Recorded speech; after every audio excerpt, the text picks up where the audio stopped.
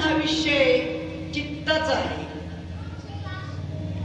इंद्रियांचा नाही, बाह्यांगाचा नाही. चिंतन हा विषय चित्ताचा आहे. मग चित्त आत आहे का बाहेर आहे? तुमचं कुठे आत आहे का बाहेर आहे? पण कोणाचं आत असतं, कोणाचं बाहेर असतं, नाही का?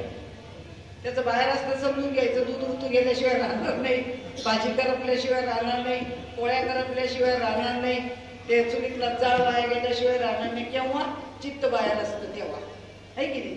मग चित्त नावाची वस्तू जर आतमध्ये आहे, मग चिंतनाचा चाळा आतमध्ये पाहिजे का बाहेर पाहिजे? आत पाहिजे ना. मग आत मात झाल्यानंतर हे धंदे सुचतील का? हे धंदे सुचतील का? अहो तुम्हाला काय सांगायचं, मला तोच प्रश्न पडलाय. सगळ्या प्रवासातही तोच विचार केला मी की पूर्वी एवढ्या लांब आम्ही येत होतो, कुठल्या सोयी नव्हत्या, एसटीने येत होतो. आता तरी गाडी आहे, कुठल्याच सोयी नव्हत्या. एक गाडी जायला आणि एक गाडी यायला. बरोबर आहे का चुकीच आहे? 30-35 वर्षापूर्वीची गोष्ट. या सगळ्या भागामध्ये येत होतो आम्ही. हा, मग त्यावेळेला सगळ्या लोकांना कीर्तनाचा निरोप जात होता. त्यावेळेला मोबाईल नव्हते. मग निरोप कसा पोचता होत होता? सगळ्या गावांना निरोप पोचता होत होता. मग मोबाईल नव्हते तरी सुद्धा लोक धावत यायचे आणि सगळ्यांना निरोप कळायचा. आता प्रत्येकाच्या हातात मोबाईल चालाय. तरी सुद्धा म्हणतात आम्हाला माहितच नाही, कळालंच नाही, समजलंच नाही. ही कशाची लक्षण आहे? आतमध्ये मात झालेली नाही, आतमध्ये शुद्धीकरण झालेलं नाही, आतमधलं चित्त अजून तसंच बरबटलेलं आहे. म्हणून आम्हाला प्रपंचातून सुटका व्हायला तयार आहे. मग चिंतन चित्ताला लावी मनाच्या मनाला. मनाच्याही वरती एक मन आहे. अजून आमचे कीर्तनकार खोलवर अभ्यास करायला तयार नाहीये. कुठला तरी अभंग घ्यायचा, अर्धा एक तास कीर्तन करायचं, चाली प्रमाणांमध्ये वेळ घालवायचा. पण सखोल ज्ञान जोपर्यंत आपल्याला होत नाही तोपर्यंत आपल्या मनाची तृप्ती होणार नाही, समाधान होणार नाही. मग मनाच्याही वरती अजून एक मन आहे आणि त्या मनाला लगाम लावायचं, त्या मनाला ताब्यात घ्यायचंय. ते स्वैर भटकतंय. आणि म्हणून म्हटलेलं आहे की श्रीकृष्ण सांगायचे ती मणिरी नावाची जी गाय आहे ना, ती कोणाच्याच ताब्यात येत नाही. मग विचार करा की मनाच्याही वरती जे एक मन आहे त्याला ताब्यात घ्यायचंय, चित्ताला चाळा लावायचा आहे, चिंतनाचा चाळा लावायचा आहे. मग तो जर चाळा जर लावला, हे बाकीचे विषय सुचतील का? नाही सुचणार. का बरं प्रत्येक गावचे साधक कमी कमी होत गेले? का बरं संख्या गळत गळत गेली? होताना होतात तयार, पण त्याच्यानंतर का कुठे निघून जातात? शेवटपर्यंत राहायला पाहिजे, तरी होणार नाही. अस्तेच्या महापुरी निगतात कोटीवरी, नाही का? किती जरी झाले तरी झाडाला सुद्धा किती जरी मोहर आला तर शेवटपर्यंत फार थोडाच टिकतो. मग विचार करा की ज्या महात्म्याने हे ज्ञान इथपर्यंत पोहोचवावं, तो अनेक रूपांनी नटलेला आहे. परंतु तो सर्व व्यापक जरी असला तरी तो आपल्या हृदयामध्ये आहे. जगात कोणता बाबा सांगणारा नाही ना. ते ज्ञान बाबांनी सोप्या पद्धतीने आपल्याला सांगितलं. हे सगळं आपण ऐकलेलं होतं, पण आचरणात नव्हतं, माहीत नव्हतं, नाही का? कोणालाही विचारा देव कुठे आहे? वेड्याला, बावटाला, दारू पिणाऱ्याला विचारा, अशिक्षित बाईला विचारा, कोणालाही विचारा. आता जरी विचारलं देव कुठे आहे? देवाय देवाय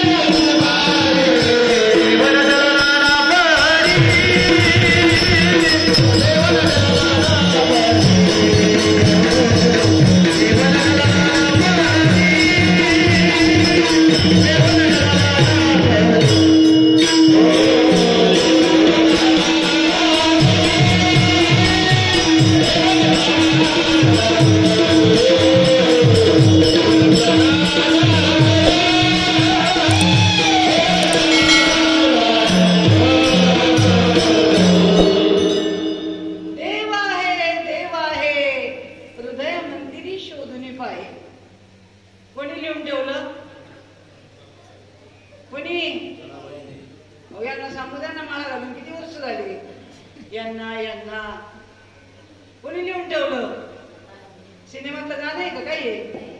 नाही ना, अभंग आहे ना, मग कोणी लिहून ठेवला? नुसतं संतांनी, संत तर कॉमन झालं. ज्ञानेश्वर महाराज, तुकाराम महाराज, जनाबाई, मीराबाई, मुक्ताबाई काय असेल का नाही? तुमचं कसं इन्स्टिट्यूट नाव तुमचं? हा, मग तिच्या इन्स्टिट्यूट तिचं नाव नको का? कधी होणार आपला अभ्यास? अरे त्यांना शिक्षण नव्हतं, लाईटची सोय नव्हती, आता तर फोकस लावले. हा, तरी त्यांनी त्या काळात अभंग लिहून ठेवले. यमक, अलंकार, शब्द, कशी वाक्यरचना केली. आम्ही एवढं शिकून आम्हाला जमणार नाही. हा, विचार करण्यासारख्या गोष्टी विचारच केला पाहिजे. विचारा वाचून नव्हे समाधान. तुम्हाला समाधान पाहिजे असेल तर विचार करावा लागेल कुठल्याही गोष्टीचा, आणि विचार नाही केला तर काहीच उपयोग होणार नाही. अभंग आहे जनाबाईंचा. 14 माणसांचं धुणभांडी करणारी नामदेवांच्या घरची कोणकरीण, आणि ती जनाबाई अभंगामध्ये सांगते की देव आहे, देव आहे, हृदय मंदिरी शोधनी पाहिजे. मग कुठे शोधायला सांगितलं तिने देव? हृदयात. हृदयात. तुम्हाला हृदय आहे का? आहे. तुम्हाला आहे ना? कुठे आहे? आत आहे का बाहेर आहे? हृदयात आहे ना? तपासून बघा आहे का? चालू आहे ना? चालू आहे का? कोणाचं बंद पडलं असेल तर या इकडे. चालू आहे ना? हा, म्हणजे कोणामुळे चालू आहे हेच कळलं नाही ना अजून. कळलं का? ज्यांनी नाही माळा घातले त्यांनी जागे व्हा. कोणामुळे हृदय चालू आहे?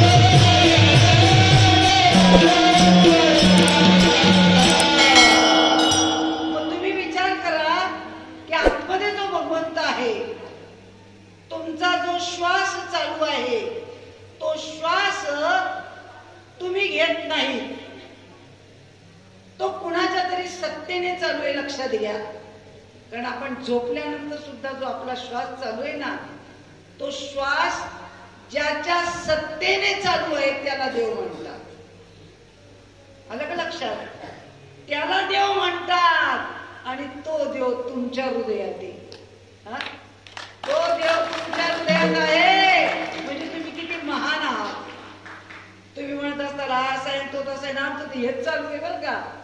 अनुग्रह घेऊन आमच्या मनातला द्वैत अजून जात नाही, द्वेष जात नाही, मत्सर जात नाही, एकमेकाच्या टाळक्याचा बंद होत नाही. मग का बरं होतंय? एवढा मोठा महात्मा भेटला, सगळं घाण काढून टाकली, मळ काढून टाकला, तरी सुद्धा आमचं अजून हेच चालू आहे.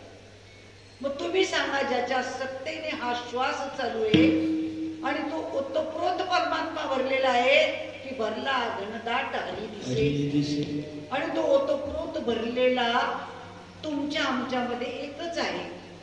तो हा विठ्ठल बरवा आणि तो हा माधव बरवा. मग ज्याच्या सत्तेने श्वास चालू आहे अशी जी अचिंत्य शक्ती आहे की जी डोळ्यांना दिसत नाही, आणि त्याला भगवंत म्हटलेला आहे, आणि तो भगवंत तुमच्या हृदयामध्ये आहे. तुमच्यामध्ये जो आहे तोच माझ्यात आहे, तोच चोरामध्ये आहे, तोच सावामध्ये आहे, तोच वेश्येमध्ये आहे, तोच तुकाराम महाराजांमध्ये आहे, तोच ज्ञानेश्वर महाराजांमध्ये आहे, तोच रामात आहे, तोच कृष्णात आहे, तोच दत्तात आहे. बोला, काय फरक आहे का? मग सगळ्यांमध्ये जर तोच आहे, पण तो सर्व व्यापक आहे, तो नटलेला आहे, पण आहे मात्र एकच आहे. एक हरी आत्मा जीव शिव सम, पण वाया तू दुर्गम न गाणे. आमचं सगळं वेळ त्याच्यातच चाललंय. अहो बघा ना, त्यांनी सांगितलं आहे तुझ्या हृदयामध्ये, पण तुला तुझ्या हृदयातला सापडे ना. मग काय कर? मंथोनी नवनीता तैसे घे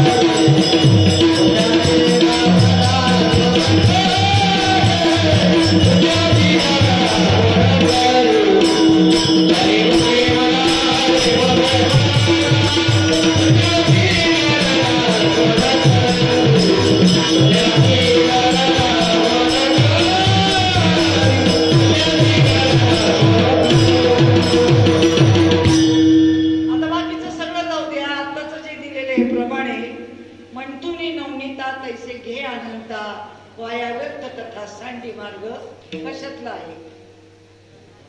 या ओळी कशातल्या आहे? कशातल्या आहे? हरिपाठातल्या आहेत. हरिपाठ रोज म्हणता ना. मग हरिपाठामध्ये माऊलींनी लिहून ठेवलंय, आम्ही नाही. मंथुनी नवनीता, नवनीत म्हणजे लोणी. मंथुनी नवनीता तैसे घे अनंता. तुम्हाला जर देव पाहिजे ना, तर तो कसा घ्यायचा आहे? जसं दुधामधनं लोणी आणि लोण्यामधनं तूप निघतं, तसं तुमच्या हृदयातला भगवंत तुम्हाला अनुभवायला मिळेल. मग दुधामधनं तूप जर काढायचं असेल तर 200 लिटर दूध घेतलं पातेल्यामध्ये, आणि एखादा डीजे लावला, बँड लावला, टाळ पखवाज लावले, आणि बसलं दिवसभर नामा म्हणे तुका म्हणे, नामा म्हणे तुका म्हणे. किती वर्षांनी तूप निघत? तेच धंदे आता चालू आहेत. बाबांचा अनुग्रह घेऊन तेच धंदे चालू आहेत. विचार करा, डोळे उघडा.